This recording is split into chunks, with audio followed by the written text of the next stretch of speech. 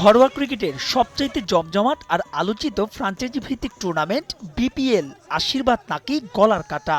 নানা ইস্যুতে টুর্নামেন্টকে ঘিরে প্রতিবারই আলোচনা সমালোচনা পায় বাড়তি মাত্রা। তবে এবার শুরুর আগেই সামনে এসেছে আরও বড় চ্যালেঞ্জ। বিপিএল এর ৩ বছরের সূচি আগেই চূড়ান্ত করে রেখেছিল গভর্নিং কাউন্সিল। সে হিসেবে ২০২৪ সালের ৫ জানুয়ারি মাঠে গড়ানোর কথা ছিল টুর্নামেন্টের ১০ম আসর। তবে সে সময় জাতীয় নির্বাচনের ডামাডোলে কাঁপবে গোটা দেশ।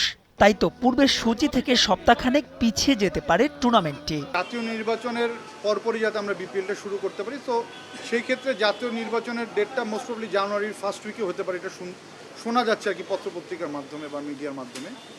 সেক্ষেত্রে আমরা হয়তো বা তখন 10 তারিখ অনওয়ার্ডস যে কোনো একটা সুইটেবল ডেট দেখে আমরা ডেটটা স্টার্ট করব।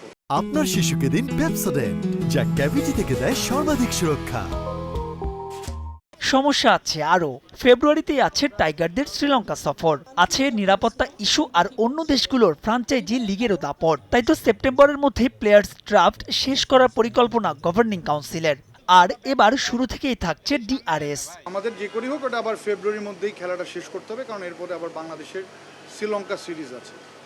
আর আমরা প্লেয়ার অকশনটা আমরা চেষ্টা করব এই সেপ্টেম্বরের থার্ড উইক বা লাস্ট উইকের মধ্যে শেষ করে ফেলতে, যাতে প্রত্যেকটা টিম তার টিমগুলি গোছাতে একটা পর্যাপ্ত সময় পায়। ইন্টারন্যাশনাল সিরিজের মতোই আমাদের সিকিউরিটিটা দিতে হয়, সেদিক থেকে তো চিন্তা করলে একটা বিরাট চ্যালেঞ্জই।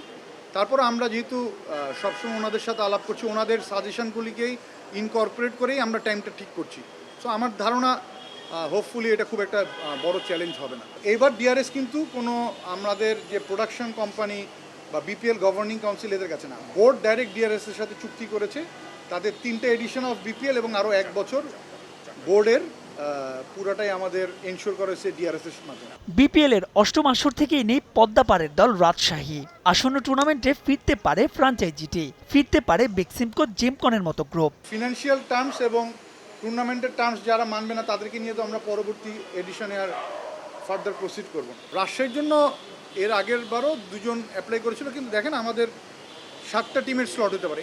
এখন যদি কোনো ফ্র্যাঞ্চাইজি ওনার ধরেন আমাদের রুলস রেগুলেশনের জন্য বাদ যেতে পারে, কেউ যদি চালাতে না চায়, যদি বাদ যায়, তাহলে রাজশাহীর একটা পসিবিলিটি তো থাকেই। বা আমরা যদি 8টা টিম নিয়ে করি, সেক্ষেত্রে রাজশাহীর একটা ভালো পসিবিলিটি থাকবে। তবে আসন্ন আসরেও বাড়ছে না ভেন্যুর সংখ্যা, অর্থাৎ ঢাকা, চট্টগ্রাম আর সিলেটেই হবে বিপিএল এর 10ম আসরের সবগুলো ম্যাচ। মাহবুব রিমন, সময় সংবাদ, ঢাকা।